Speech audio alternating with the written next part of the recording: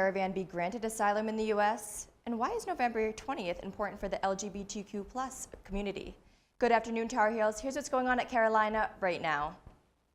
The Trump administration has temporarily been blocked from denying asylum to migrants who cross the southern border illegally.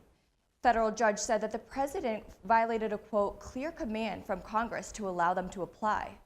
President Trump had attempted to slow down the flow of thousands of asylum-seeking families across the borders. Today, several thousand migrants are waiting to cross a legal entry point across Tijuana.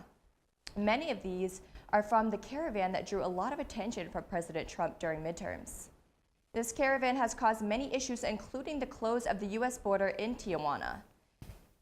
The United States prohibited northbound traffic at the Tijuana-Mexico border crossing for several hours Monday afternoon. While the border was closed, the U.S. installed new movable wire-top security barriers.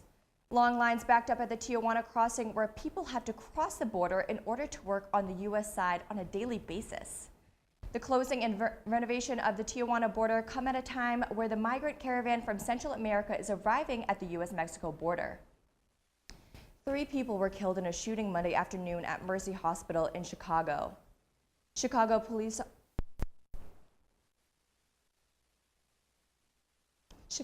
officer Samuel Jimenez, emergency room physician Tamara O'Neill. 4 deceased individuals, police officer, 2 female staff employees at the hospital, and the offender. In the span of a few hours, the superintendent and I have seen the emotional highs and the emotional lows of the Chicago Police Department family. Jimenez, emergency room physician Tamara O'Neill, and pharmacy resident Dana Less died in the shooting. The gunman, 32-year-old Juan Lopez, also died. Chicago police are unsure if he died from police gunfire or from a self-inflicted gunshot wound. Chicago Police Superintendent Eddie T. Johnson said, "What I ask is that you keep all the victims of today's horrific incident in your thoughts and prayers." Last week, a federal judge ruled that the White House must restore the press pass of CNN's Jim Acosta. The White House responded with a letter saying that Acosta's pass could once again be revoked at the end of the month.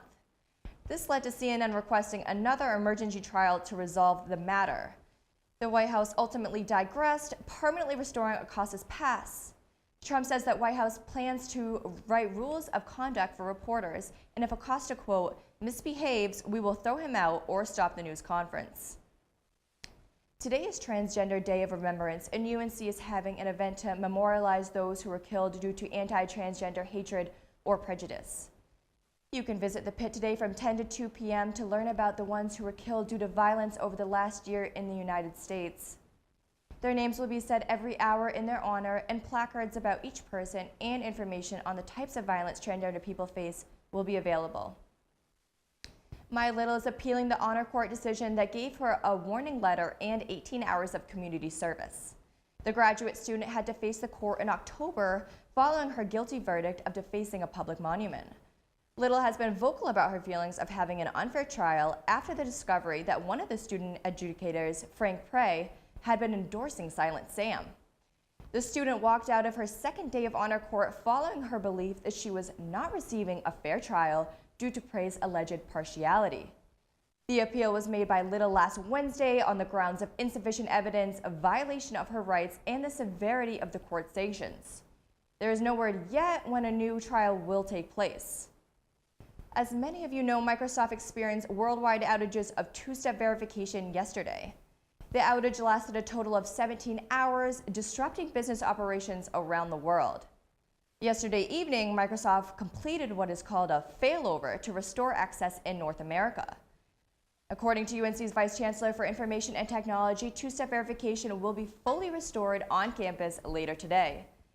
That's what's going on at Carolina right now. Be sure to follow us on all other social media, and if you see something you'd like us to cover, tag us.